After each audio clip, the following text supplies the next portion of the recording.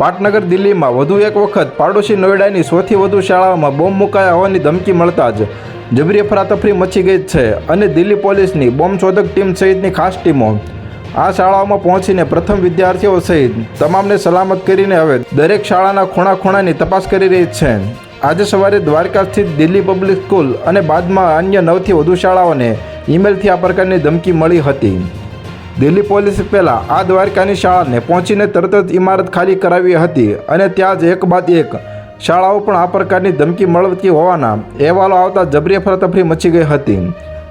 પૂર્વી દિલ્હીની મયુર વિહાર સ્થિત મધર ડેરી સ્કૂલ ઉપરાંત સંસ્કૃતિ સ્કૂલ, નોઈડાની દિલ્હી પબ્લિક સ્કૂલ અને અન્ય 2 શાળાઓમાં સંચાલકોને પણ આ પ્રકારના ઈમેલ મળ્યાની પોલીસને જાણ કરતાં જ દિલ્હી પોલીસના પગલે તુરત જ અલગ અલગ ટીમો બનાવીને ઉચ્ચ અધિકારીઓ દોડતા કરી દીધા હતા.